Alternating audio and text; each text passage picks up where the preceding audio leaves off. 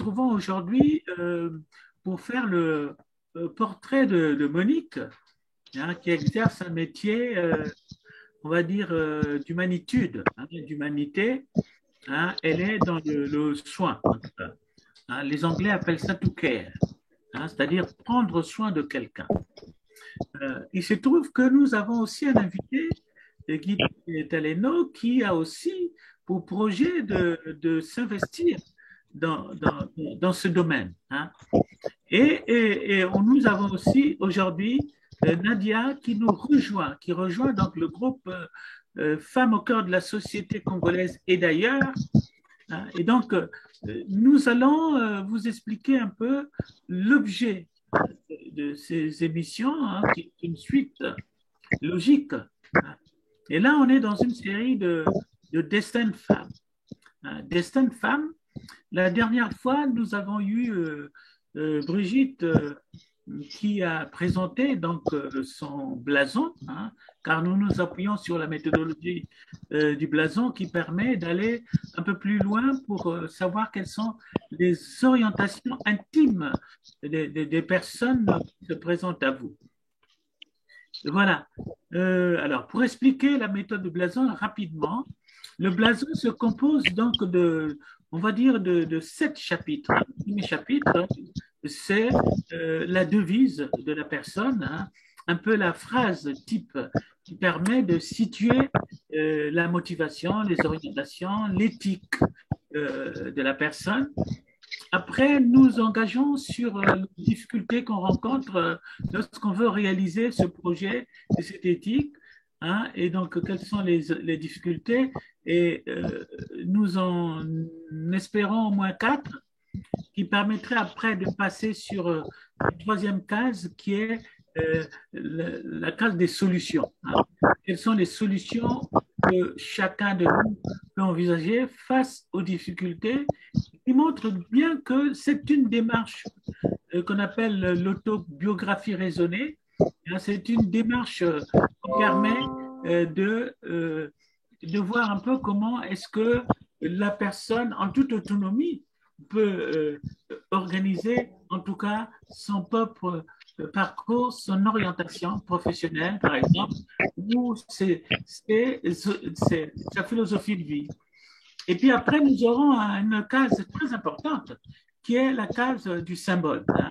Quelle est l'image qui te caractérise, hein, dans la vie? Et puis, face à ces images, nous aurons une rubrique qui s'appelle les références. Hein, c'est-à-dire que finalement, quelles sont les personnes, les personnalités ou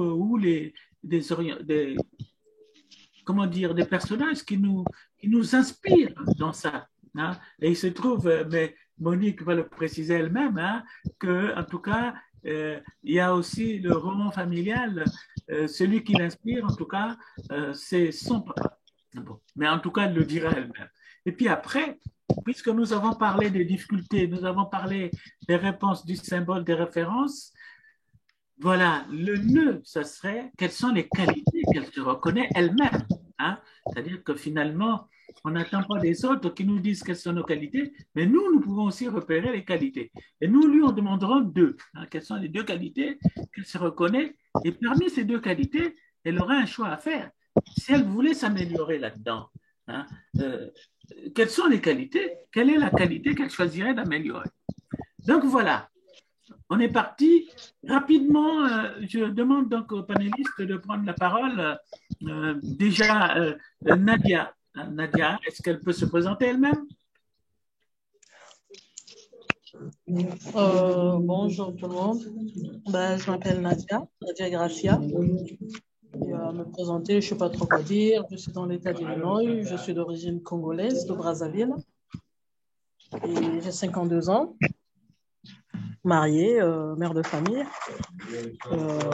Aujourd'hui, j'aimerais bien servir à quelque chose. Parmi tant de choses que je fais, j'aimerais bien aussi pouvoir être au service des autres, si possible. Seulement, je ne sais pas par où commencer. Mais alors, si vous présentez rapidement, vous faites un métier, vous êtes engagé? Actuellement, je fais un peu tout et rien. Je fais Uber quand je veux, je tresse quand je veux. Et mon engagement, c'est beaucoup plus dans le domaine de la crypto, dans les investissements et tout. C'est là où je me situe actuellement. Ok, merci. Hein. Pour ceux qui font partie de ce groupe, à un moment donné, on avait chacun parlé de son parcours scolaire, de ses orientations profondes, mais nous vous laissons le temps d'arriver dans ce groupe, ce qui est basé sur du spontané. Hein. Donc, spontanément, n'hésitez pas à parler voilà, à poser des questions, par exemple aujourd'hui à Monique. Voilà. Guy Taleno, un mot? Oui, je suis Guy Taleno. J'habite la région lilloise dans le nord. Je suis économiste informaticien et j'ai l'intention de créer une société de services d'aide à la personne. Donc, je pense que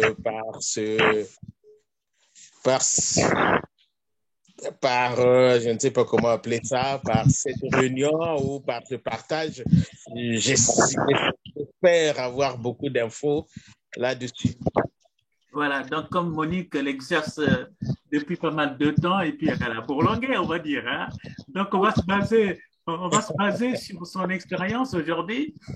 Comme ça, je pensais que, en tout cas, Guy Taleno, qui est donc dans cette perspective de mise en œuvre de voilà, de ce métier, on va dire, hein, parce que c'est un métier, mais c'est aussi une vocation. Hein.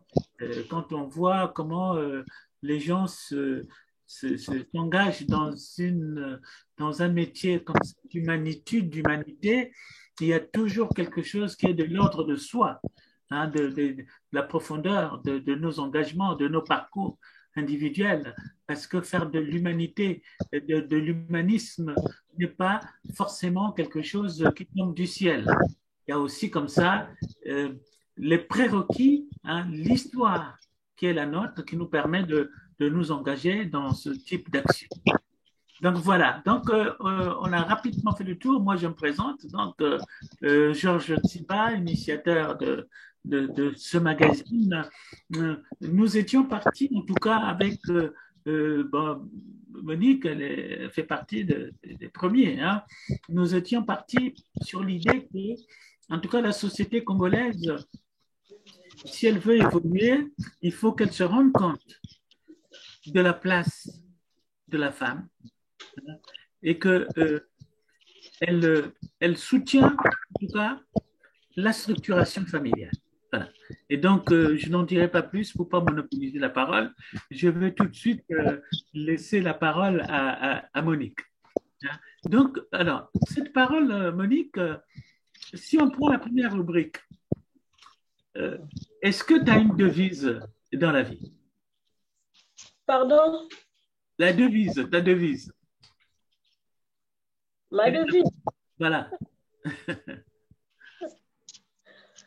Ma devise, c'est ne pas baisser les bras, avoir la tête haute, bien debout sur ses pieds et regarder l'avenir avec le projet que tu as dans ton cœur. Chacun de nous a quand même quelque chose là où tu veux aboutir, arriver. Il ne faut pas regarder ni à gauche ni à droite pour ne pas être déçu. Donc voilà, donc la devise de Monique, c'est donc, on va dire, la persévérance. Hein? Oui. Elle persévère. Voilà. Est-ce que nos panélistes, Guy ou Nadia, auraient des questions à poser là-dessus pour aller un peu plus loin, pour aider notre ami Monique à développer cette idée de persévérance? Ne jamais baisser les bras. Non, je n'ai pas de questions particulières là-dessus. Pas de problème. Je crois aussi en cela. Voilà. Donc, c'est quelque chose qui nous tient tous, la question de la persévérance. Est-ce que Guy, une question? Non, il n'y a pas de question. OK, merci. Donc, on va poursuivre. Hein. Donc, alors, Monique, ne pas baisser les bras, donc persévérer. Hein. Oui. Donc, on connaît un peu ton parcours aussi, hein, puisque chacun ici s'était présenté aussi.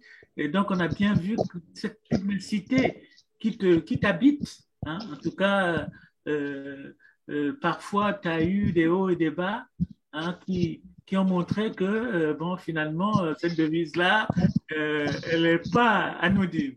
Voilà. Alors, donc, on va passer à la deuxième rubrique. Alors, finalement, quels sont, dans ton parcours de vie, hein, quelles sont les 4 difficultés, les plus grosses difficultés? Quand je dis 4, ça peut être 1, 2 ou 3, hein, mais bon. Je veux dire, dans ton parcours personnel, quels sont les plus gros obstacles qu'à un moment donné, on t'en fait te dire cette devise-là de dire il faut persévérer? Est-ce qu'il y a des moments clés dans ta vie qui ont permis qu'aujourd'hui tu me dises cette devise-là? Oui, oui, mon frère Georges, vraiment, merci de m'avoir accordé la parole ce soir. La première, vraiment, la première, attendez, je peux dire, bon, c'était quoi? C'était mes débuts. Bon, on va d'abord commencer par le parcours scolaire et tout. Je suis tombée enceinte, comme on le dit. La première difficulté, c'était celle-là, avoir un enfant sur le banc de l'école. Ça, c'était vraiment dur, très dur, la première difficulté. Et j'avais un père qui était, de ce côté, il avait vraiment sa rigueur à lui. Il m'avait dit que tu es tombée enceinte, mais sache-le que j'aimerais pas te voir abandonner les études. J'ai beaucoup dépensé, mais j'aimerais que tu ailles, malgré ta grossesse, si tu veux qu'on puisse rester en bon terme, tu ne vas pas abandonner tes études. Tu es obligé, parce que tu as choisi les deux, avoir un enfant et continuer les études. Je lui ai dit, papa, je ne te décevrai pas. Mais c'était dur. À compter de là, c'est là où j'ai commencé vraiment à souffrir. J'ai souffert. Avec un enfant, tu as l'école, tu as ceci, ben, les parents, le père qui te dit personne ne va l'aider, elle va se débrouiller. Puisqu'elle se sait qu'elle a voulu, il faudrait qu'elle se débrouille. Donc, voilà la première difficulté, une maternité adolescente. On va dire précoce. Voilà. Je peux poser une question par rapport à cette difficulté? Oui. Est-ce que ça s'est passé où? Par ici ou bien au Congo? Non, non, non, au Congo, à Pointe-Noire. Mais au Congo, il n'y avait pas, malgré le fait que les parents n'ont pas voulu que tu sois aidé, est-ce que les autres, surtout du côté de ta maman, je pense que, je m'excuse, hein, je peux te tutoyer, je crois que ça sera plus simple. Oui. Voilà. Est-ce que du côté de ta maman, est-ce qu'ils ont adhéré à ce discours de ton papa ou bien ils ont brisé le tabou un peu? Bon, du côté de ma maman, en passant, je vais vous dire quelque chose. Excusez-moi, je suis de la Lékoumou de Zanaga et chez nous, patriarcat. Le père, quand il dit, il parle. Déjà, ma mère, à l'époque, elle aussi, elle faisait encore des enfants. Hein? Elle n'était pas encore à la ménopause.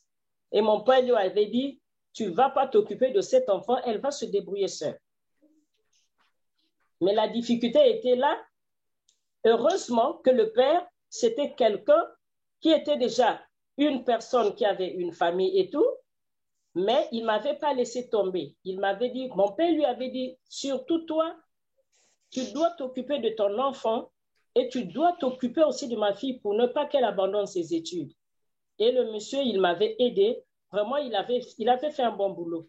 Puisqu'il fallait que je puisse prendre une personne pour m'aider. Donc, du coup, du côté de sa famille aussi, il y a eu une aide qui est arrivée. Pas de sa famille, de lui-même. Oui, oui. L'aide, bon, il me donnait, puisqu'il s'occupait du bébé, il me donnait l'argent. Et avec cet argent, je prenais une personne pour, de temps en temps, s'occuper de l'enfant quand je partais à l'école. D'accord.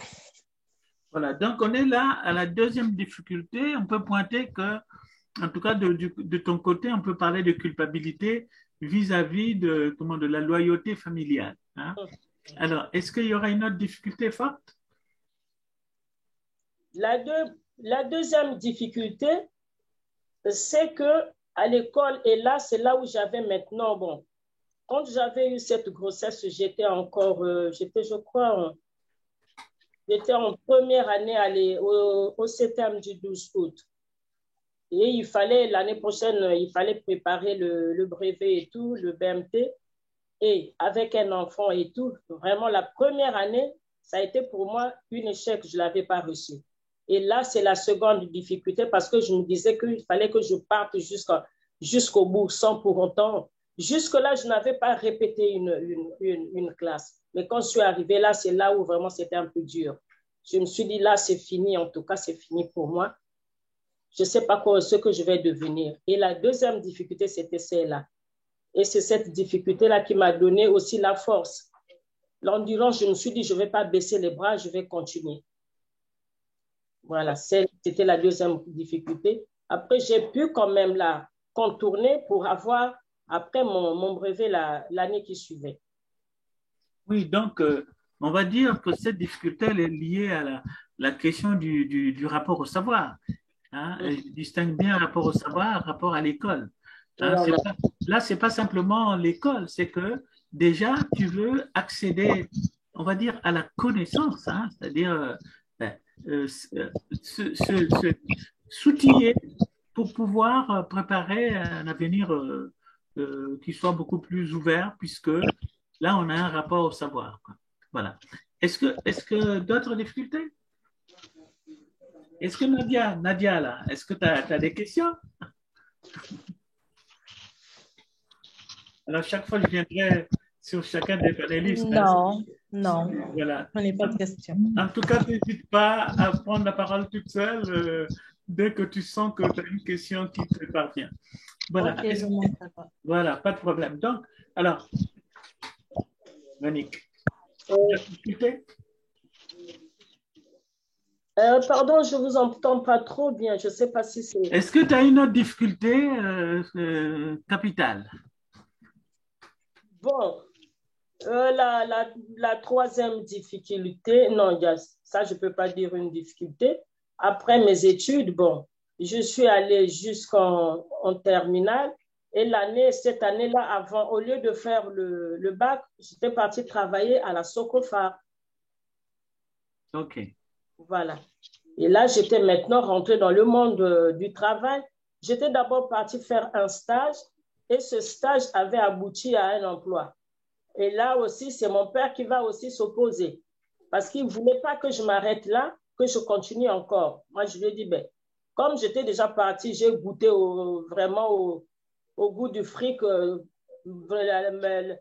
la sueur de mon front, je me suis dit, ben, j'ai souffert, j'ai mouillé mon maillot et tout, ben, j'ai déjà gagné ce que je peux gagner, mais maintenant, là, je peux travailler, ce n'est pas un problème. Mon père ne voulait pas encore.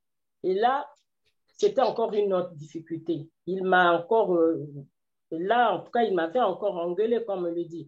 Comme lui-même, il avait l'habitude de dire, un enfant, il reste un enfant. Même si tu as déjà un enfant, tu restes mon enfant, ma fille. S'il faut te redresser, je le fais. Et là, c'était la troisième difficulté.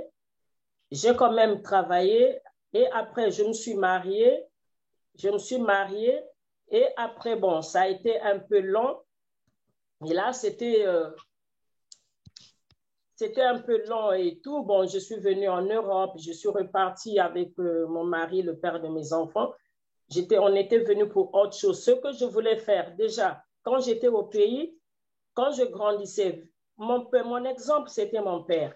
Quand je voyais mon père, en passant, je vais vous signaler quelque chose. Je suis la fille d'une personne qui avait les ulcères au pied et les ulcères qui ont abouti à une plaie inguérissable. Quand je voyais mon père dans cet état-là, je me disais, en tout cas, moi, il faudrait que je fasse la santé un jour pour que je m'occupe d'abord de mon père et je m'occuperai des autres après. Et là, ça me faisait mal en le voyant comme ça me faisait très mal. Je me disais, il faudrait que je fasse quelque chose. Il faudrait que j'arrive là. Mais au pays, je n'ai pas pu passer par cette voie. Bon, je suis passée par cette voie en pharmacie, mais là-bas, c'est autre chose. Ce sont les médicaments, prendre soin des autres et tout. Bon, c'était quand même mieux. Je suis venue ici, je suis repartie au pays. Et quand j'étais encore revenue ici, et là, c'est la quatrième difficulté, là, vraiment, s'il faut le dire, c'est le dernier virage. J'arrive ici sur le terrain avec un projet que j'avais déjà dans ma tête et tout, prendre soin des autres. et j'arrive ici, on me dit déjà ce que tu as fait là-bas au Congo, ici, il faut encore repartir à l'école. Je me suis dit, mais s'il faut encore repartir, étudier, faire encore des années pour ça, moi, je ne peux pas, je ne veux pas. J'ai eu des embûches au Pôle emploi, des conseillers qui m'ont mal orienté, mais malgré ça, je tenais à ce que j'avais dans ma tête comme projet. Je me disais, il faudrait que j'arrive là, jusqu'à ce que, malgré les empêchements, le découragement et tout, mais j'ai quand même persisté, j'ai résisté jusqu'à ce que j'ai pu quand même faire cette formation d'auxiliaire de vie. J'ai fini et là, j'avais eu mon diplôme et tout, et j'ai commencé à travailler comme auxiliaire de vie à domicile d'aide à la personne. Et c'est là où vraiment la quatrième difficulté, je l'avais contournée comme ça, j'ai insisté. En tout cas, si je n'avais pas persévéré, je n'allais pas arriver là. Mais heureusement, quand j'avais mon projet, je me suis dit, ce projet, il faudrait qu'un jour, qu'il puisse voir le jour. Je ne peux pas le laisser tomber. Et me voilà aujourd'hui auxiliaire de vie parce que j'avais tenu mon rictus. Je me suis dit, non, non, non, ça, je ne peux pas laisser tomber. Quel que soit, il faudrait que je le fasse. Et je peux le dire fièrement aujourd'hui que c'est un métier que j'aime bien. S'il fallait reprendre, là, je m'en vais presque vers la fin de mon parcours professionnel. Je vais prendre ma retraite dans 1 an et demi. Mais je ne regrette rien. Mon seul regret, c'est que je n'ai pas fait beaucoup d'années, disons pas plus de... Je ne vais pas, quand je vais arriver là, ça sera, je crois, à ma 10e ou 11e année de professionnalisme. Mais le regret, c'est celui-là. Voilà. Donc, cette dernière difficulté, on peut la caractériser comme étant l'accès à l'alternance. Voilà. Et que là, tu te heurtes à la question de la reconnaissance de ton vécu, de ce qu'on appelle la validation des acquis d'expérience. En tout cas, si ce n'est pas des acquis professionnels, il y a en tout cas un acquis d'expérience. Mais ici, le système fait qu'il faut passer par Pôle emploi et que parfois, au niveau Pôle emploi, les gens qui t'orientent peuvent avoir des a priori sur toi. Voilà. Donc là, on a 4 difficultés. Et la prochaine question, c'est si tu étais, toi, à la place des conseillers de Pôle emploi, hein, si tu étais groupe coach, hein, si c'est toi qui étais en face de Monique, avec tout son parcours, ces 4 difficultés, quelles sont les 2 solutions que tu lui proposerais, hein? Donc là, on prend un peu du recul, tu deviens une fonction de tiers. Quelles sont les 2 solutions que tu proposerais à Monique qui vient te voir? Dis ben voilà, moi, je voudrais être dans l'aide à la personne, je voudrais être auxiliaire de vie. Et quelles sont les 2 solutions, toi, tu aurais pu conseiller à Monique qui vient te voir? La question que tu poses, Georges, c'est à moi? Oui, c'est à toi. Bon. Les 2 solutions. Voilà, les 2 solutions. La première solution, d'abord, je vais d'abord être à l'écoute. Écouter d'abord Monique, lui poser des questions si c'est ce projet. D'abord, son projet, il a élaboré depuis quand? Si Monique me dit, mais non, ça me fait des années que j'ai élaboré ça. Est-ce que tu es sûre vraiment? D'abord, qu'elle me rassure, qu'elle me montre aussi son dévouement et tout, si vraiment elle veut faire, vraiment accomplir cette tâche qu'elle veut faire, qu'elle veut mettre ce projet à jour. Si elle me donne des raisons palpables et valables et que quand je vois sa motivation et tout, ça c'est la première réponse que je vais lui donner. Après, je vais dire, bon, il y a aussi le temps de l'étudier, de discuter avec elle, tout le parcours. Ce n'est pas du jour au lendemain que la personne vient te dire, moi, aujourd'hui, je veux faire ça, et que toi, tu acceptes, même si c'est un projet, mais il y a un parcours, je vais d'abord l'accompagner et voir. Et si c'est bon, je peux évaluer, donner mon accord. OK, c'est pas là.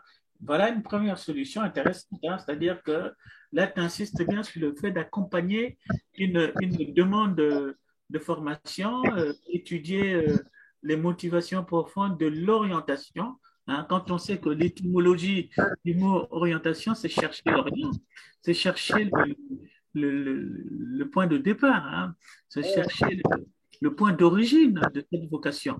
Hein, c'est d'aller fouiller un peu. OK, merci. Alors, est-ce qu'il y a des questions? Guy et Nadia, s'il y a des questions, n'hésitez pas. Hein. Donc, voilà une première solution. Alors, deuxième solution, ça serait quoi? Qu'est-ce que tu lui conseillerais à Monique qui vient te voir? Ben, moi, je conseillerais à Monique ceci. Si je vois que c'est bon, je lui dis, bon, d'accord, maintenant là, on va passer à l'élaboration du projet, trouver si c'est une formation à faire. Je l'accompagne pour tout faire ici, là où nous sommes en Europe, en France plus précisément. Il y a des papiers à remplir et tout pour essayer de trouver une bonne formation concernant ce qu'elle veut, des centres. Il y a beaucoup de centres. Si c'est même dans une autre région, si dans la région où nous nous trouvons, il n'y a pas cette formation, parce qu'il y a des formations, des fois la même formation, elle peut se passer ailleurs, dans une autre région, mais je peux l'accompagner déjà, comme c'est déjà bon, j'ai déjà donné mon OK, je vois que oui, vu sa motivation et tout, elle peut le faire. Et là, je cherche maintenant les moyens pour mettre Monique sur le chemin de la formation, pour évaluer son projet qu'elle a en tête. Voilà. Donc là, tu insistes bien sur le processus. Hein? Donc, ça veut dire que la personne qui va t'orienter devrait avoir un catalogue des formations de ce type-là et selon la personnalité, selon l'histoire et selon le parcours de la personne qui est en face de toi, tu as comme ça des références, enfin un catalogue, hein, on va dire un référentiel métier, tout ça. OK, merci. Merci. En tout cas, merci d'avoir répondu en tout cas à ça. Ça veut dire que tu n'as pas bénéficié de ces deux conseils-là que tu donnes. Oui, je n'ai pas bénéficié de ça. Je n'ai pas bénéficié parce qu'au début, on m'orientait toujours ailleurs. Voilà. Et quand j'avais demandé au Pôle emploi, ma conseillère d'abord, elle m'a envoyé, elle m'avait dit, il y avait déjà ce barrage-là, que non, il fallait, ce que je voulais faire, c'était pas ça. D'abord, ce que je voulais faire, c'était continuer dans la pharmacie. Ça, elle m'avait déjà mal orientée. Et après, je lui avais dit, ben, j'ai un projet depuis chez moi. Moi, je me disais que je vais me lancer dans ce projet-là, prendre soin de moi. J'aime bien être au service des autres. Elle m'a dit vraiment, non, c'est un peu dur, tu sais, les formations de ce genre, pour les avoir, c'est un peu difficile. Jusqu'à ce qu'elle m'avait encore renvoyé. J'étais encore repartie sur le banc, disons au Greta, faire encore une autre formation, une remise à niveau. Je lui ai dit, mais pourquoi encore cette remise à niveau? Parce qu'elle m'avait fait faire, je me rappelle bien, c'était un test de logique que j'avais tapé à côté. Moi, je lui avais dit, les tests de logique là, ça c'est chez vous ici. Chez nous, ça ne se passe pas comme ça. Si vous voulez, donnez-moi s'il y a des trucs à faire en français, les mathématiques. Elle m'a donné. Le français, j'avais eu une bonne note, j'avais 18 sur 20. Et c'est les mathématiques, en tout cas les mathématiques, j'avais tapé à côté. J'avais eu, je ne sais pas combien, je me rappelle plus, c'était au-dessus de 10. Hein. Elle m'avait donné des équations à équilibrer à deux inconnus ou quoi. Moi, je lui ai dit, mais il y a longtemps que j'ai laissé l'école, mais là, vous me donnez ça, je n'arriverai pas. Plus les tests de logique. Et là, elle m'a renvoyé encore pour aller faire une remise à niveau. Je me rends là-bas et on me met avec les enfants du CAP. Au bout d'une semaine, 2 semaines, le langage a changé. Ils se sont dit non, non, non, la décision a été prise que non. Elle, ce n'est pas ce niveau-là, il faudrait qu'elle fasse le bac professionnel cette année. Je dis, mais non, moi, j'en ai marre, je vous ai déjà dit mon parcours et tout, mais là, si vous me remettez encore là-bas, je ne veux pas. Mais j'avais insisté vraiment jusqu'à ce que, après avoir persévéré, à la déranger tout le temps, j'étais partie en passant, je vais vous dire une chose, j'étais déjà partie travailler. J'avais pris mon courage, j'étais partie trouver une dame dans une association qui était une directrice pour lui dire que non, c'est quelque chose que j'aimerais bien faire, mais je n'ai jamais appris. Mais chez moi, j'apprenais sur le net. Je regardais des cours, des vidéos et tout ça, de l'aide à la personne. C'est là où je me suis formée avant même d'aller faire cette formation. Mais la dame, elle m'avait accepté, elle m'avait dit, vu votre franchise, en tout cas, je vous prends. Je vous prends. Mais après, elle m'avait dit, non, on va évaluer vos acquis et tout. Je lui ai dit, non, je préfère encore repartir faire une formation. C'est là où la dame, la conseillère, elle avait vu qu'il y avait une formation en vue. Elle m'a envoyé une invitation pour aller assister à la journée d'information. Et je suis partie assister à cette journée. Ils nous ont montré le bon côté et le mauvais côté. C'était à nous de choisir. J'avais accepté. Et après, ils nous ont encore rappelé, invité encore, envoyé des convocations pour venir passer le test. J'ai passé le test. Ils m'ont appelé à envoyer un message par SMS que non, ça y est, vous avez réussi au test, vous allez intégrer la formation telle date. Mais c'était aussi vraiment un parcours de combattant. Si j'avais persévéré, j'allais m'arrêter en chemin. Je n'allais pas faire ça. Voilà, donc on voit bien que le leitmotiv qui vient comme ça rythmer ton engagement, c'est vraiment persévérance. Hein.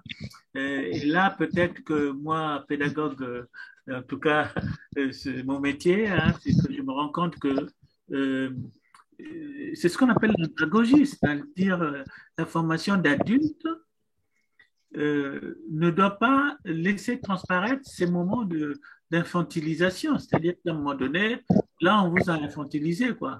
Hein, là, c'est comme si orienter quelqu'un, c'était de considérer presque comme un enfant à qui on va montrer le chemin, alors que le chemin est déjà placé là et le projet d'accompagnement, normalement, devrait aussi éviter d'infantiliser les gens. Voilà. Allô? Oui. C'est Guy? Oui. Non, mais bon, ce que dit Monique, c'est sans trop... J'ai envie de penser que moi, j'ai vécu plus ou moins une chose similaire comme ça, parce qu'en fait, dans mon parcours scolaire, universitaire, j'ai fait économie jusqu'à la thèse.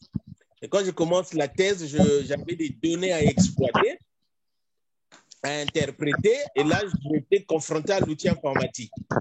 Et là, finalement, je me suis dit, bon, je vais me lancer à aller faire informatique. Et là, j'ai commencé un parcours de combattant pour faire une formation informatique pour que je maîtrise l'outil informatique. Et là, je suis allé à l'AFPA. Là, à l'AFPA, on me fait passer un premier test. C'était pour être, je ne sais même plus quoi. Bon, je ne me rappelle plus du titre de l'informatique que j'avais pris. Et là, on me fait passer un test, c'était les maths, le français, les sciences physiques, un truc comme ça. On m'appelle deux jours après d'aller voir écouter les résultats. Et là, on me dit, on pose la question si vous avez vraiment un vrai niveau, parce que pour quelqu'un qui a un 2 il y a plus quelques années, on ne comprend pas, les notes ne sont pas bonnes.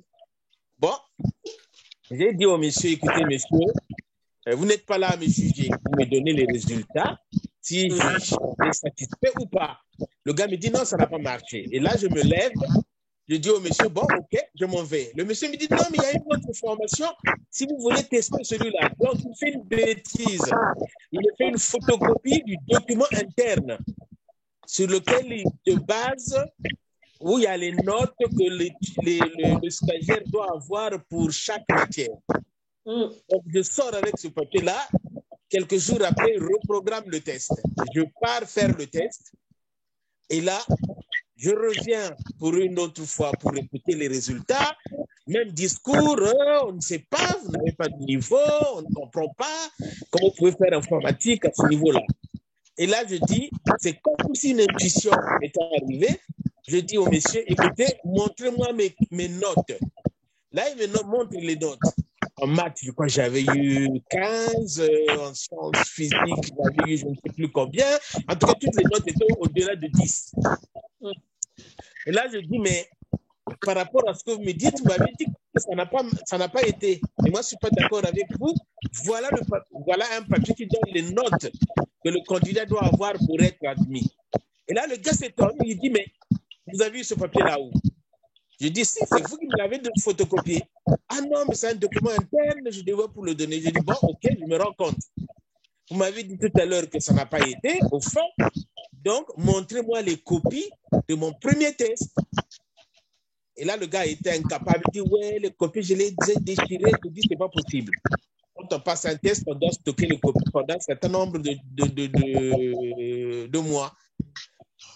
Et là, le gars, je l'ai menacé. Finalement, il dit, oui, mais attendez, il y a un temps d'attente d'une année ou de 2 ans quand on pour accéder à la formation informatique. Moi, je vais tout faire pour vous, pour que je dis, non, non, non, monsieur. Il voulait me calmer. Et finalement, je l'ai tellement menacé, il m'a dit, écoutez, monsieur, vous trouvez un endroit pour faire votre formation. Il y avait une place, c'était en Corse.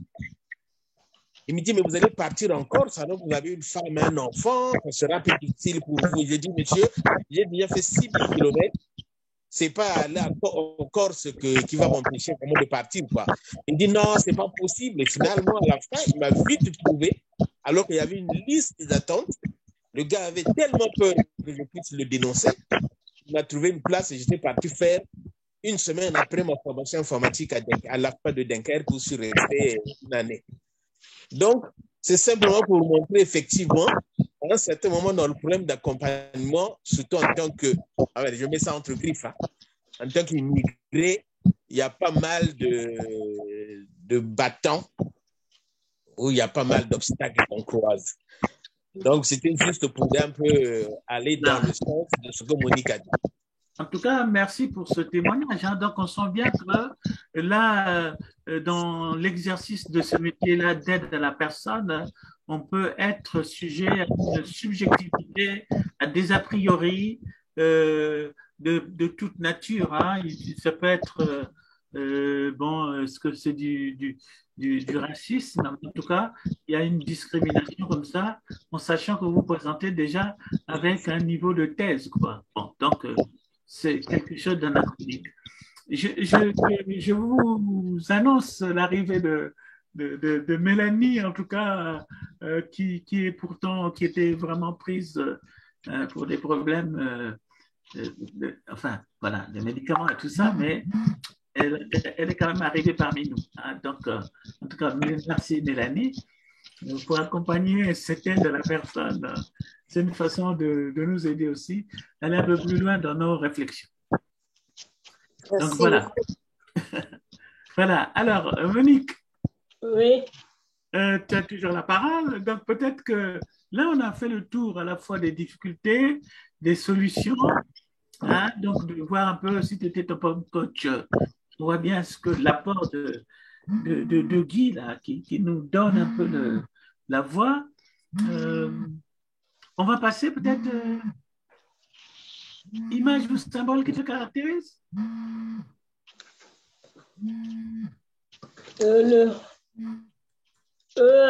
Disons, je peux dire,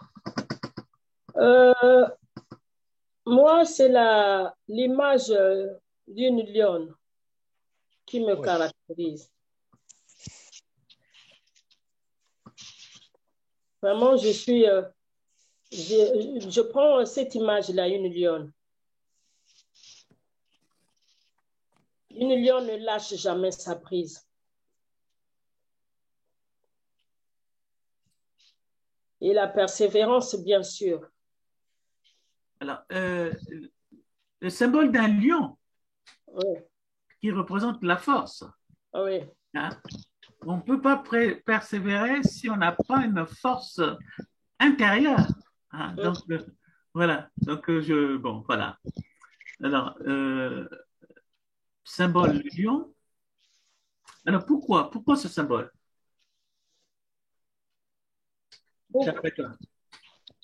Pourquoi ce symbole? Voilà. Est-ce que ça a à voir avec comment, la Lekumu, enfin voilà. Hein, dans le pool, on parlera de Nzaou. Est-ce que ça a quelque chose à voir avec d'où tu viens? Bon, disons, ça n'a. Bon, d'où je viens, non. Ben, dans la Lekumu, il y a des lions, c'est vrai. Mais dans ma famille, nous avons un symbole, c'est le gorille. D'accord. Mais moi, je dis que je suis une lionne parce que quand je veux quelque chose, quand je me dis cette chose, je vais l'avoir, en tout cas, je me bats. Je ne baisse pas mes bras. Je ne baisse pas mes bras, je me bats jusqu'à obtenir ça. On ne me déçoit pas facilement. On ne me déçoit pas facilement. En tout cas, je suis persévérante. On ne me déçoit pas facilement. En tout cas, merci en tout cas pour ce symbole-là. Je ne sais pas si Mélanie, qui te connaît un peu, veut réagir. En tout cas, si elle a le souffle, en tout cas, pour réagir. Hein. Ou alors Nadia, que je n'ai pas entendu. Hein. S'il y a quelque chose à dire, n'hésitez pas. Ok. Je ne suis pas dans tout ce qui est symbole, machin. J'ai une autre vision. Ok. À laquelle? Je sais pas, comme ce qu'elle avait dit au départ, simplement persévérer et puis donner le meilleur de soi-même et être réaliste aussi dans ce que l'on décide de faire. Des fois, on se programme des challenges qu'on sait d'avance qu'on n'est pas à la hauteur de relever. Donc, faut savoir aussi écouter cette voix, faut savoir aussi faut savoir exactement qu'est-ce qu'on veut. Et pour la sœur, je suis vraiment fière d'elle pour le projet qu'elle a, pour ce qu'elle veut faire. Mais bon, chaque pays où nous allons aussi, chaque pays a ses réalités. Elle a commencé à penser à ce projet-là pendant qu'on était au Congo. Et au Congo, nous n'avons pas de maison de retraite, par exemple. Donc, les réalités ne sont pas les mêmes quand on n'a jamais été à l'extérieur du pays et qu'on veut aider quelqu'un et tout, on n'a pas d'éléments de comparaison. On se situe simplement par rapport aux réalités du pays. Maintenant, une fois arrivé en France, il peut arriver que ce qu'elle pensait d'abord au Congo ne peut pas être pareil qu'en France, les réalités de la France. Et j'ai vécu en France pendant longtemps. Et même, je pourrais vous dire, le rêve de la sœur, elle l'aurait réalisé depuis bien longtemps si seulement elle avait été aux États-Unis, par exemple. En France, c'est pas facile. Et puis, elle n'aurait même pas perdu tout ce temps-là si elle y tenait vraiment. C'est sûr qu'elle aurait beaucoup pensé à ouvrir son propre business et travailler à son compte, par exemple, ici. Donc, chaque pays a ses réalités et surtout quand on vient d'ailleurs, ce n'est pas facile de pouvoir se faire une place aussi facilement. Et puis voilà, quoi. Maintenant, bon, quant à tout ça, je ne regarde pas là-dedans. J'ai une autre façon de voir les choses. Ouais, mais en tout cas, merci de cette ouverture. Hein. C'est-à-dire que, évidemment, tu contextualises hein, avec le lieu où on est. Hein, c'est-à-dire qu'il y a des opportunités qui sont on appelle ça, les sociologues appellent ça un habitus culturel. Hein. C'est-à-dire qu'il y a des manières d'être et de voir les choses qui peuvent permettre de faciliter les choses. Hein. C'est-à-dire qu'en France, maintenant, on parle d'auto-entrepreneurs. Hein. Et donc, les auto-entrepreneurs, ça permet aussi d'accéder à ce que tu es en train de noter là. C'est-à-dire que les opportunités ne sont pas les mêmes, mais peut-être qu'il y a aussi cette histoire moi j'appelle ça le murmure des ombres, c'est-à-dire le passé colonial, le passé d'esclavagisme, c'est-à-dire que les Français vis-à-vis des anciens colonisés ont toujours comment dire ça, ce côté un peu paternaliste qui ferait que, bon, tu as cherché telle orientation, quel que soit ton niveau de connaissance, ben, on pense qu'il faut que tu fasses plus tout ça. C'est pour ton bien qu'on fait ça. Ce n'est pas la même mentalité aux États-Unis, en tout cas. Alors, moi, je pense qu'en suivant, si j'ai bien suivi Monique, elle a bien dit que l'idée de s'occuper des autres est arrivée par rapport à la maladie de son père. Oui. Mais malgré le fait qu'elle s'est dite « je veux m'occuper des autres », elle ne savait pas quoi faire. Ça dit que s'occuper des autres, c'est vraiment une notion qui est très vague et très large. Et je pense que le fait qu'elle soit arrivée en France ou en Europe, ça l'a permis de finaliser cette idée-là. Parce que s'il était resté simplement au Congo, je pense qu'elle devait aller peut-être à Lukabu pour devenir infirmière. Je ne pense pas que depuis le Congo, elle savait qu'il y avait une formation d'aide à la personne qui existe ou bien enfin, ce qu'elle a fait. Je pense que le fait qu'elle soit sortie du Congo aussi l'a permis, je pense, de finaliser. Hein, il a fait vraiment un système d'entonnoir pour arriver à ce qu'elle fait aujourd'hui. Voilà. En tout cas, elle a finalisé ce qui en elle était en germe. Voilà. On peut dire ça, c'est pour ça que, donc pour expliquer un peu à Nadia l'histoire du symbole, c'est de voir que un projet, c'est un projet de vie. Hein? Ce n'est pas un projet de mort. C'est-à-dire qu'à un moment donné, être en projet, ce que j'appelle être en projet, c'est avoir un certain nombre on va dire, de désirata, de ce que je voudrais exercer comme métier et qu'est-ce qui, à un moment donné, m'habite et me fait vibrer, me fait exister. Voilà. Qu'est-ce qui me donne des émotions particulières pour être utile dans la société, hein, pour servir la société. Et ça, l'aide à la personne, pour moi, ce n'est pas anodin que ça vienne d'elle, hein, vu le parcours qu'elle nous a décrit, en tout cas. Voilà, peut-être que Mélanie a des choses à dire. Bon, en tout cas, déjà, je crois que j'ai manqué beaucoup et connaissant Monique, j'irai peut-être juste par ce que je connais, mais tout ce qui a été dit, j'essaie un peu de centrer, me mettre un peu dans le contexte. Et je n'ai pas envie d'être hors sujet. Quand le professeur corrige, je note que vous êtes HS. Je prends beaucoup de retenue. Mais bon, moi, j'ai peut-être piqué un peu de ce que j'ai cru entendre. Je crois que c'est Nadia qui a parlé. Je crois qu'il y a Guy, je crois le nom.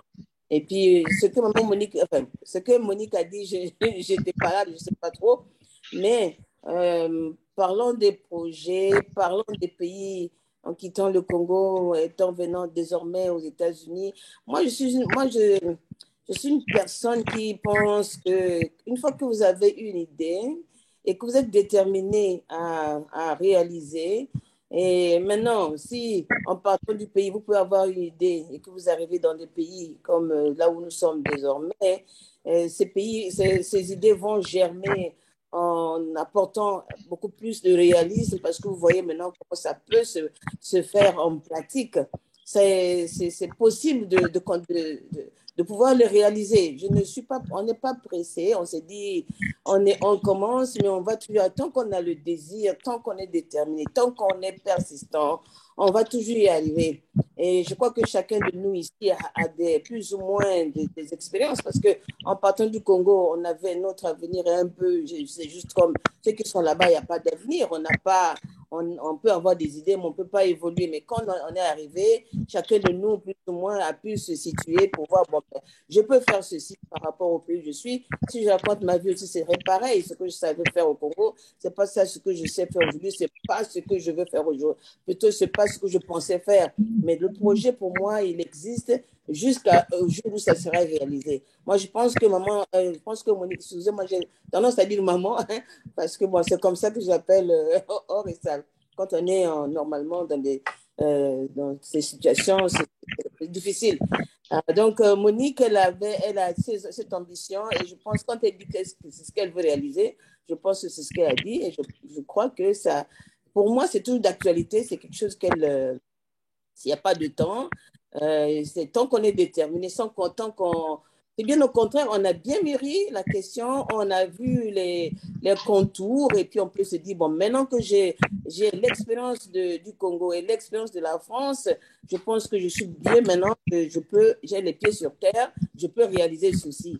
Et voilà, et ce serait un projet qui, effectivement, parce qu'il y a des projets qui peuvent démarrer et puis n'aboutissent jamais, mais s'ils ne sont pas bien mûris. Je crois qu'elle a quand même, la France lui a donné beaucoup d'expérience et qu'il peut toujours réaliser son projet. Moi, je ne sais pas de quel, je ne sais pas vraiment, encore une fois, je n'ai pas suivi, mais je pense qu'il y a un projet qu'elle entrevoit, elle peut bien y arriver à réaliser ce projet. La France, c'est un pas et les connaissances aujourd'hui, ces discussions que nous avons autour de cette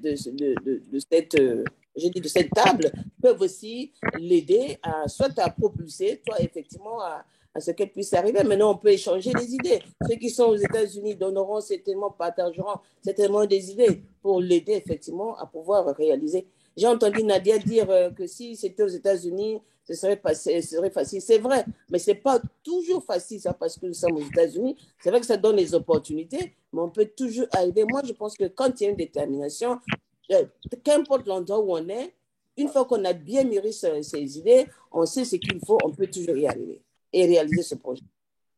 Ok, merci. Alors, je voudrais poser une question à Monique. Parce que si j'ai bien compris, dans 1 an et demi, tu prends ta retraite. Oui. Est-ce que tu as un projet pour ta retraite? Est-ce que tu comptes aller exercer dans ton pays d'origine? Est-ce que je voudrais prendre un petit exemple. Je connais une dame qui avait une société d'aide à la personne. Et là, elle va arrêter tout ce qui est aller dans les domiciles, tout ça, mais elle veut acheter un bâtiment pour loger.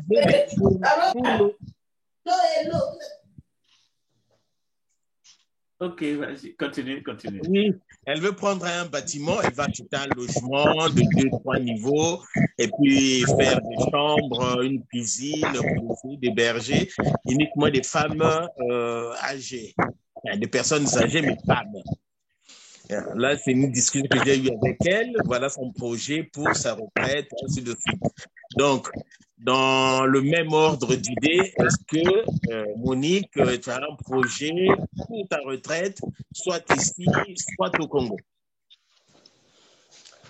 Bon, déjà, j'aimerais vous dire ceci, que bon, pour ma retraite, de un, elle va pas, je veux pas repartir au pays. Là-bas, on peut plus. Il faut aller monter quelque chose concernant. C'est vrai que j'ai deux projets qui bouillonnent dans ma tête. La première, plutôt le premier. Celui-ci, c'est depuis longtemps. Moi, quand je voyais ces vieilles personnes, disons, bon, ces personnes âgées, nos aînés, comment on les maltraitait, il y en avait d'autres qu'on négligeait même par leurs propres enfants au pays. Quand on a atteint un certain âge, on t'indexe que toi, tu es devenue une sorcière.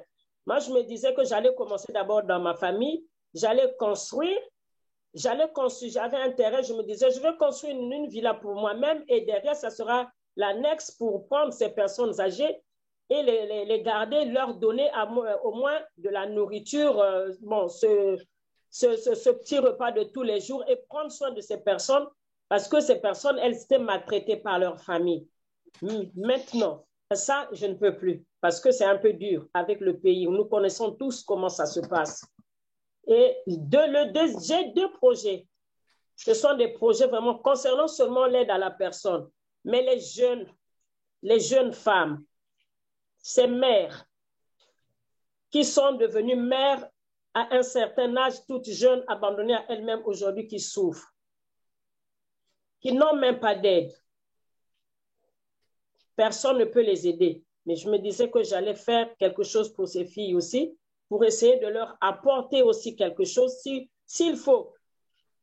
Toucher de gauche à droite pour que ces filles aient au moins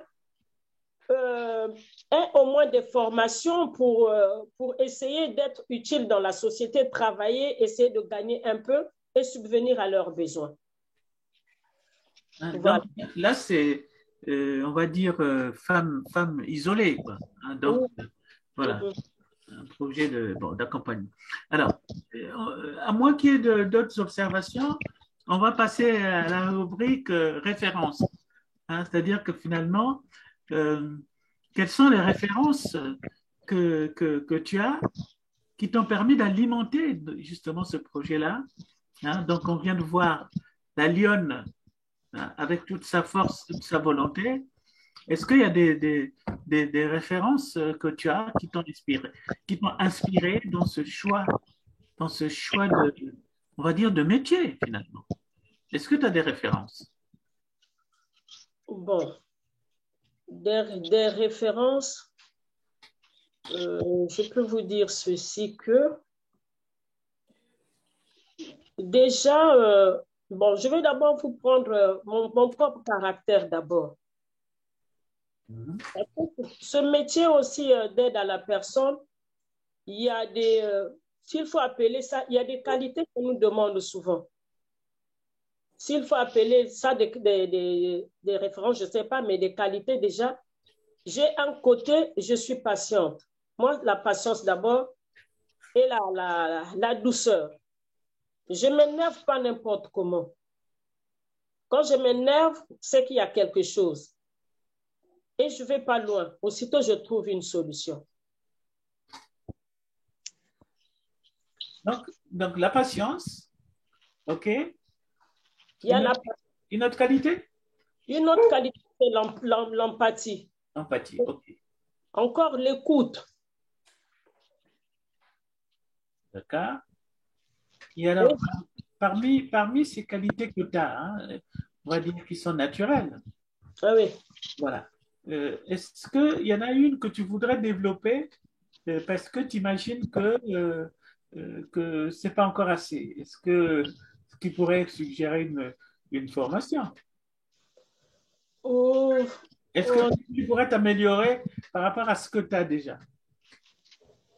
Bon, pour toutes ces qualités, j'ai beaucoup appris aussi auprès de ces aînés-là. Ces aînés-là que j'ai accompagnés pendant des années. Il y en a d'autres que j'ai accompagnés même jusqu'à la dernière minute, jusqu'à la mort, jusqu'à mourir dans mes bras. D'accord. Voilà. Donc, en tout cas, les qualités que je viens de citer, bon, s'il faut encore développer autre chose, bien sûr, si on me dit qu'il y a autre chose qu'il faut ajouter, je peux. S'il faut aller refaire quelque chose ou bien s'asseoir quelque part, écouter. Parce que très souvent, quand je me retrouve dans un milieu, je prends toujours quelque chose de bien. Quand j'entends les gens parler, j'ai toujours l'oreille vraiment attentive, j'écoute souvent. Ça, j'ai appris ça de mes parents qui nous disaient, quand vous allez chez des amis, leurs parents sont en train de les éduquer, vous prenez le bon et vous abandonnez le mauvais là-bas sur place. Ne revenez pas avec ça à la maison. Vous prenez ce qui est bien, ce qui peut vous rendre service, mais pas ce qui va vous conduire dans des mauvaises voies. D'accord. Bon, donc là on vient de faire vraiment un tour de tes horizons. Hein. On sent qu'il y a quelque chose de l'ordre de la résilience hein, chez toi. Hein. C'est-à-dire que finalement, pour reprendre un peu ce qu'on a vu la dernière fois avec Brigitte, c'est aussi le cœur sur la main. Quoi. Hein. Donc, et ce cœur sur la main, ici, est vraiment orienté sur l'altérité, hein, sur autrui, voilà, l'autre, c'est un autre moi-même. Hein, donc, ce que je fais pour l'autre, j'aurais voulu qu'on le fît pour moi aussi. Hein, donc, c'est intéressant de tout ce parcours qu'on vient de baliser là. Et si tu avais une conclusion à faire par rapport à tout ce qu'on vient de dire là, quand tu t'entends parler, hein, là, je parle maintenant de ce qu'on appelle l'autobiographie raisonnée, et quand tu entends ce que tu t'es dit à toi, est-ce qu'il y a des réflexions qui te viennent comme ça? Alors, cette question s'adresse à nous tous. Hein. Je vois que Mélanie est vraiment fatiguée. En tout cas, merci pour sa bienveillance de venir assister comme ça, en tout cas. voilà, est-ce que, bon, conclure, après, je vais me défausser un peu sur Guy Taleno, qui a un projet analogue, hein. On va voir un peu le parallèle entre vous deux, comment est-ce qu'il y a une articulation possible. Alors, est-ce que si tu prends du recul par rapport à ce que tu as dit, est-ce qu'il y a des réflexions comme ça qui te viennent? Bon, vu tout ce que j'ai pu dire, là, je n'ai pas tout dit. Vu le temps et tout, c'est quelque chose qui allait nous prendre beaucoup de temps. Vraiment, je ne suis pas, j'ai pas vidé presque la moitié de tout. Mais vu tout ce que nous nous sommes dit ce soir, concernant ce que j'ai fait vraiment avec amour et jusqu'aujourd'hui, je continue à le faire avec amour, j'aimerais conclure en disant ceci. Aujourd'hui, nous avons ces personnes-là qui sont nos aînés. Moi, je n'aime même pas les appeler par des personnes âgées, des vieilles personnes et tout. J'aime les appeler par nos aînés. Ces personnes ont besoin de l'amour. Ils sont d'abord des personnes qui font partie des familles. Et aujourd'hui, ici en Europe plus précisément, en Afrique, en tout cas, ce côté-là, on ne les abandonne pas. On ne les abandonne pas, ces personnes-là.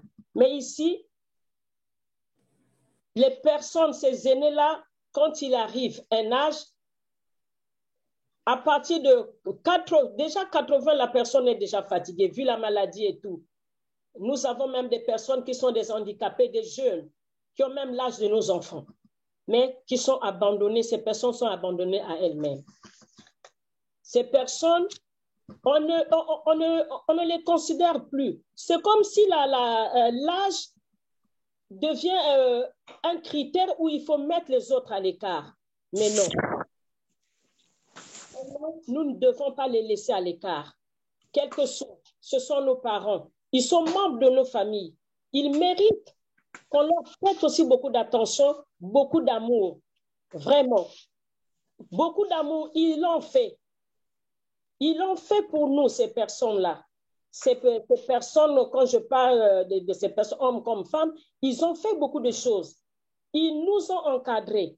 Ils ont pris soin de nous. Mais aujourd'hui, on n'arrive plus à prendre soin d'elles correctement. À mon frère Guy, je crois qu'il va se lancer dans cette voie. Vraiment, c'est un métier noble. Moi, je le dis souvent, c'est un métier noble. Qu'on fait avec, s'il faut bien réussir, il faut le faire avec tout son cœur. Un métier noble qui est mal rémunéré, c'est mal payé. Si on regarde que ce côté-là, ce volet-là, il n'y a rien.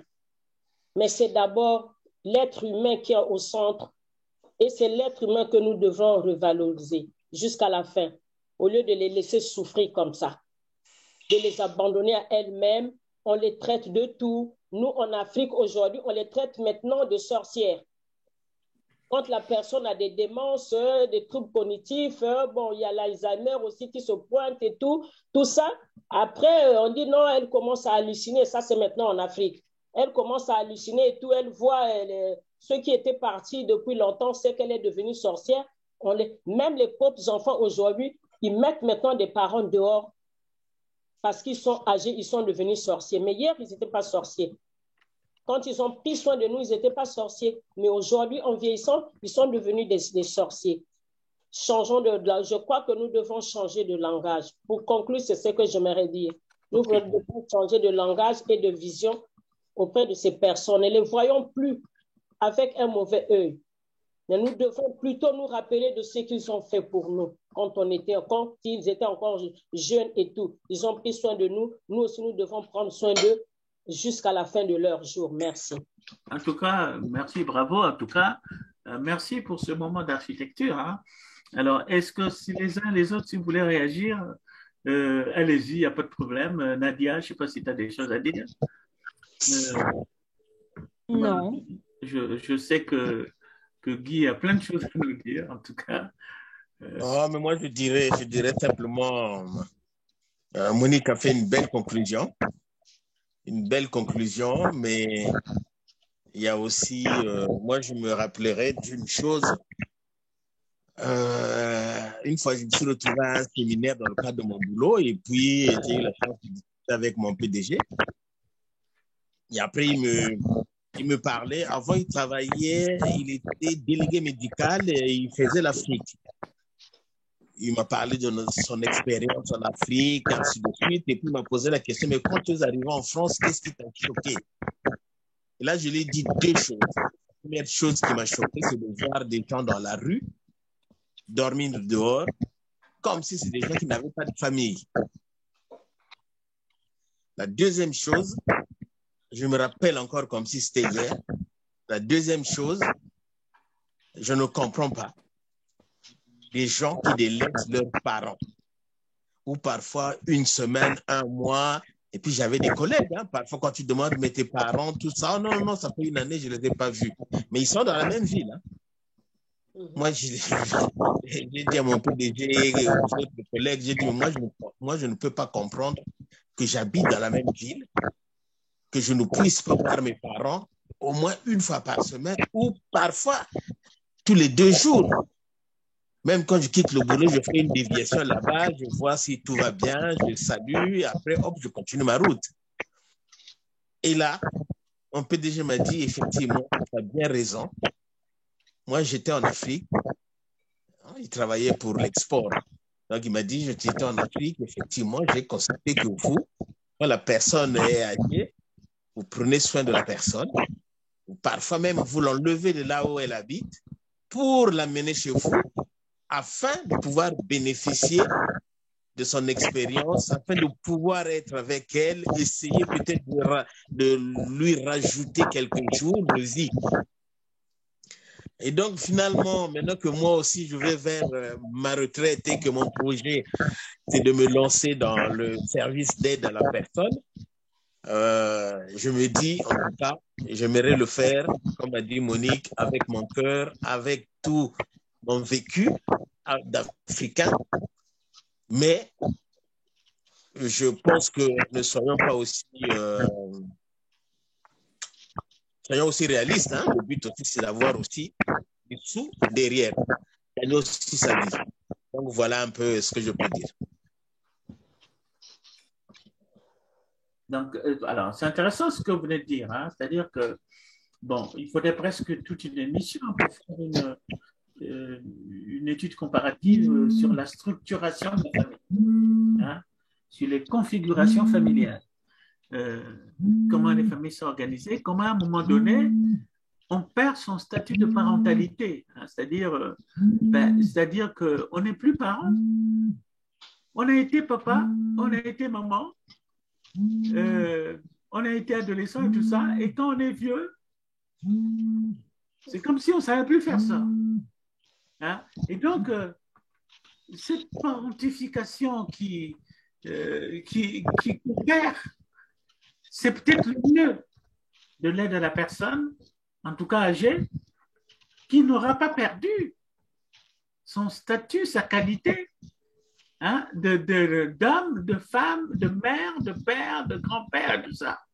Hein, la notion de grand-père, ça veut dire qu'on exerce encore une fonction parentale, hein, et que l'aide à la personne devrait donc s'appuyer sur, comment dire, la préservation de statut de parent.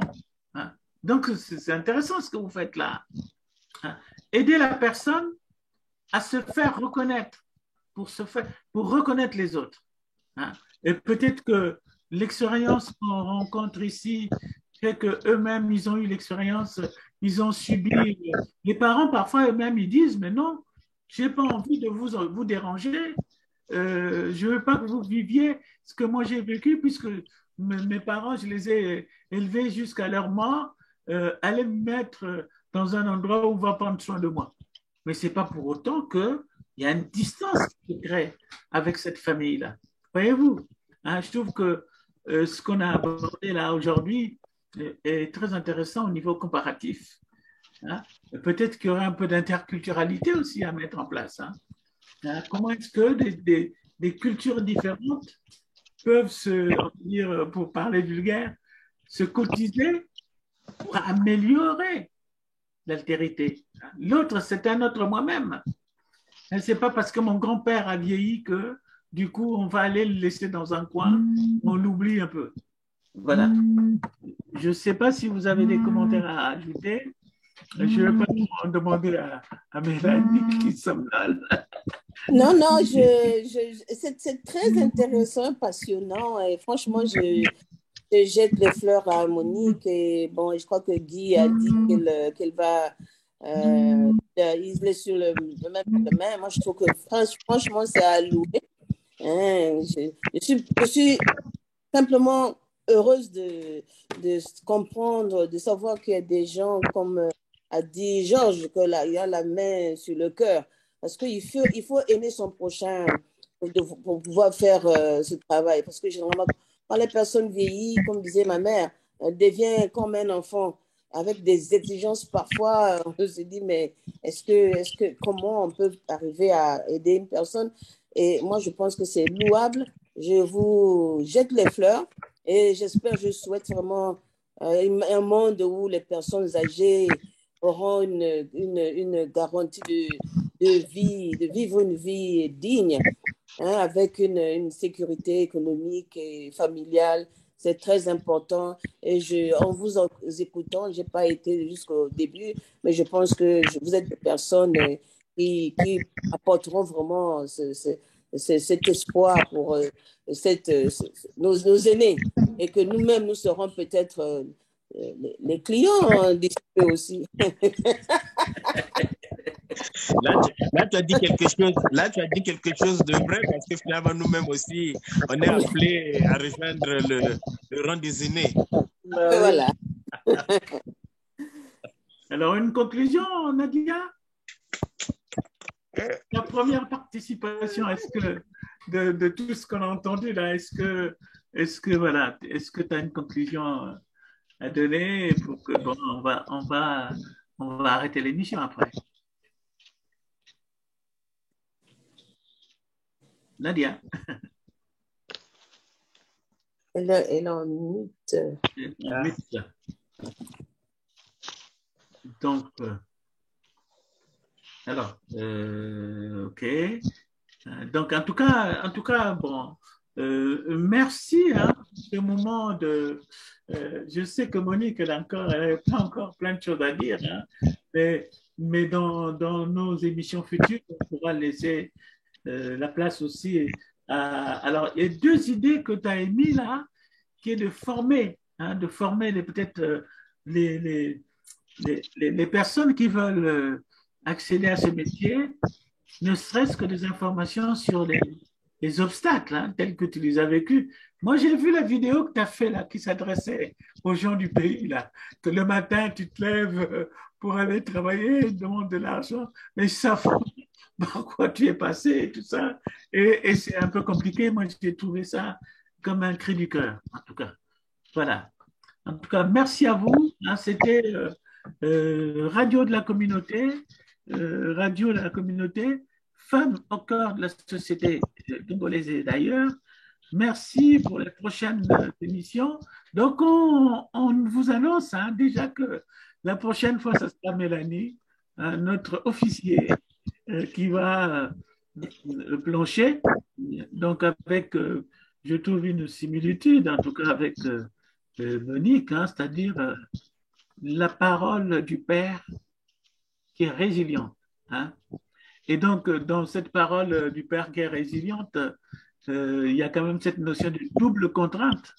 Hein, c'est-à-dire qu'à un moment donné, ils sont sévères avec vous, mais en nourrissant en même temps l'espoir en vous. Hein, donc, vous voyez un peu que ce n'est pas un rejet, finalement. Finalement, c'est une posture. C'est une posture qui vous a permis justement d'être là et à nous parler de vos expériences, en tout cas. Voilà. Tout à fait. Voilà. Merci à vous. Ouais, mais Georges, je pense que c'est dangereux aussi cette posture parce que heureusement que Monique, à un certain moment, a tenu tête à son père.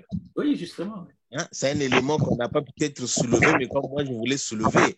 Parce que si elle n'avait pas tenu tête à son père, à mon avis, elle pouvait lâcher facilement. Oui, mais elle a vraiment décrit sa singularité. Hein. Je dis, quel est le symbole, en tout cas, on va dire le totem ce gorille dans la famille. Elle, c'est lion. Hein. Et donc, à un moment donné, elle se singularise. Mais ce qui est important à souligner dans cette singularité, c'est la pluralité qu'elle va construire autour d'elle. Hein. Elle est singulière, mais plurielle. C'est-à-dire qu'elle s'inspire quand même du contexte du lieu où elle est. C'est-à-dire qu'on est en France, à ce que soulignait Nadia. Dans un contexte, elle profite des opportunités, mais pour réaliser ce qui fut déjà son rêve depuis longtemps. Hein? Bon. Et donc, c'est intéressant. Il y a le singulier, il y a aussi le pluriel. La pluralité va venir de tous ces obstacles sur lesquels elle est passée. Oui, mais là, Georges, je pense que là, on prend le problème quand elle arrive ici. Elle est au Congo, au moment où elle tombe enceinte. Quand son papa lui dit, voilà, on ne va pas t'aider, on ne veut pas que tu laisses. Tu sais, peut-être que pour le cas de Monique, elle a réussi. Mais je pense que si c'était une autre personne ou une autre jeune fille, elle pouvait très bien craquer. Oui. Tel que les enfants d'aujourd'hui. Ben oui, c'est ce qu'on dit. Donc, il y a un peu ce danger-là. Okay. Ouais. Ouais, ça peut tourner mal. Oui. Mais ici, on a la chance quand même de voir que le père est résilient parce qu'il dit on ne va pas t'aider, mais finalement, il va être quand même derrière. C'est-à-dire qu'il y a une politique. Alors, on n'a pas abordé ça aujourd'hui, hein, mais il y a une spiritualité derrière. Hein. Donc, évidemment, je ne te laisse pas tomber finalement, hein, mais je t'inspire. Voilà. En tout cas, merci Mélanie, merci Monique, merci Nadia, merci Guy. À la prochaine. À la prochaine. Bonne soirée. Bonne soirée à vous tous. Salut. Merci, merci. Merci.